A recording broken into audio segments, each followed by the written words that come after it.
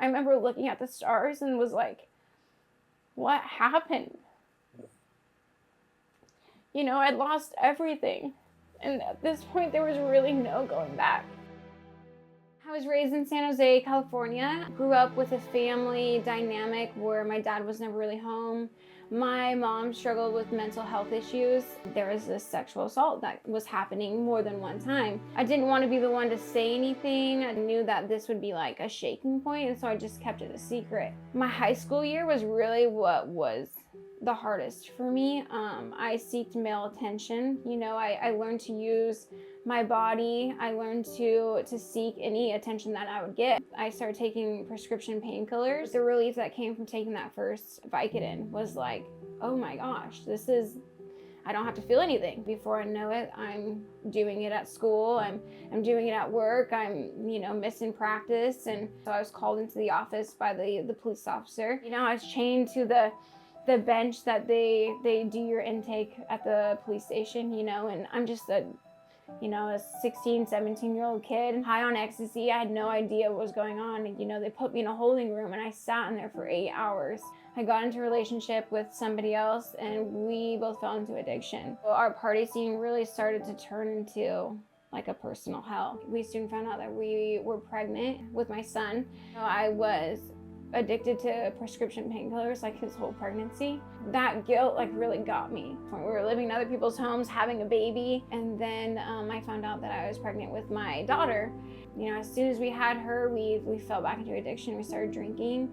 I was like a really good mom, sober. But my addiction, it really takes over everything.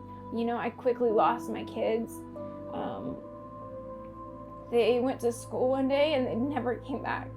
Called my mom and she answered. And I really didn't think she was going to, and she did. Told her I'm done, I'm ready to get clean. When I was at my mom's house for the 3 days, she had made a phone call because at this point my kids were with their dad. He told my mom that he recommended me go to Teen Challenge. They were able to navigate it to where I was on a plane the very next day. Flew out to Montana and I was so sick on the plane. My mom had to hold me while I was walking through the airport until as far as she could, and I was sitting on the plane and I was really just thinking I'm going to Montana to get clean. I remember looking at everybody at the campus and they were super happy. I was like, dude, this is fake. There's no way that you guys are this happy and I'm, dragging myself down the hallway. This is I fell so far back that I knew that I had such a far way to go. Forgetting how to eat and not even being able to walk down a hallway without feeling like I'm dying. You walk into there and they're worshiping and it's all this gentle music, and it slowly started sinking in. The Lord started working in my heart. I went out to this hill that's around the track at the Montana campus, sitting on the hill, and I was just crying, because I just didn't know what to do. I want to be with my kids. I want to be clean. I don't want to relapse. I don't want to go back. At this point, I'd given up everything, the relationship, the location, the drugs, anything that I thought my life would ever be. I had already given it to the Lord at this point.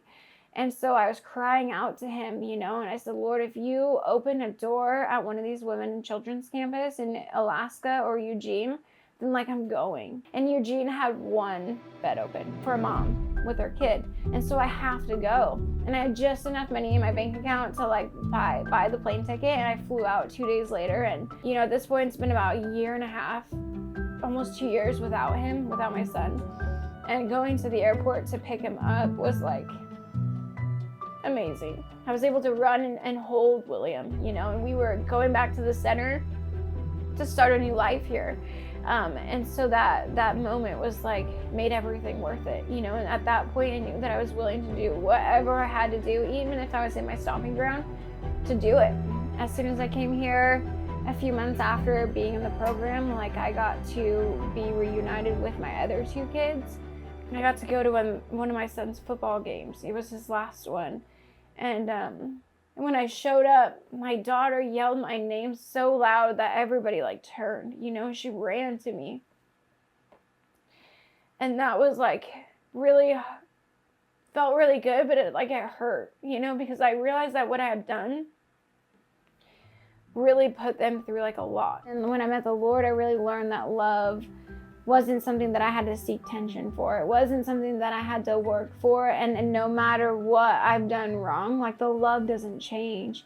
When the Lord first told me that I was going to marry Daniel, I was like, there's no way. He is actually the one that we were in addiction together for 8 years, right? And then, he's the one who sent me to the program. We wound up getting married the day I completed my internship. And looking back at where our life is like today, with all of our kids together, both walking with the Lord, completing the program here, isn't something that we could have done. I look back and I'm like, dang, like, how did we get from there to here?